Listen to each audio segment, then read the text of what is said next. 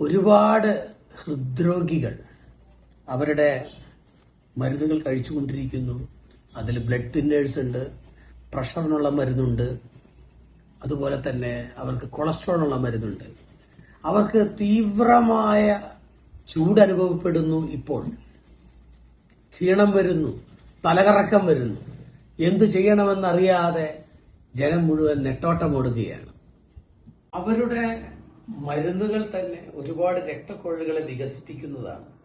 മാത്രമല്ല, ഈ ചൂടുകാലത്ത് നമ്മുടെ പുറമേയുള്ള രക്തക്കൊഴലുകൾ ഒരുപാട് വികസിക്കുകയും അതിലൂടെ ഒരുപാട് രക്തോട്ടം നടക്കുകയും ചെയ്യുമ്പോൾ അവരുടെ രക്തസമ്മർദ്ദം, ബ്ലഡ് പ്രഷർ അല്പം കുറയാൻ തുടങ്ങുന്നു.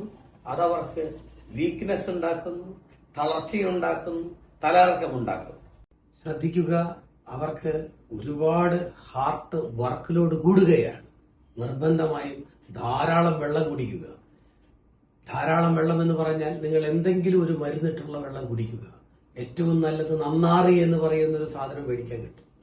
അത് ഇട്ട് തിളപ്പിച്ചാറിയ വെള്ളം ധാരാളം കുടിക്കുക.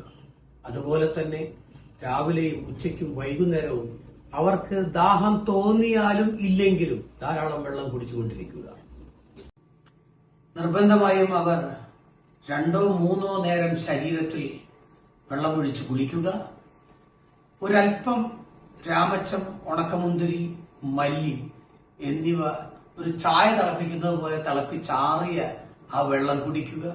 നിർബന്ധമായും തൊട്ടടുത്ത ആയുർവേദ ഡോക്ടറെ കണ്ട് 1-2 ഗുളികകൾ കൊണ്ട് ഈ ക്ഷീണത്തിനും തലകറക്കത്തിനും സമാധാനം നൽകുന്ന വിവിധ തരത്തിലുള്ള ഔഷധങ്ങൾ ആയുർവേദ ഡോക്ടർമാർ പറഞ്ഞു തരുന്നതാണ്. നിർബന്ധമായും അത് കഴിച്ചുകൊണ്ടിരിക്കുക, മറ്റ് ഇംഗ്ലീഷ് മരുന്നുകൾക്കൊപ്പം തന്നെ.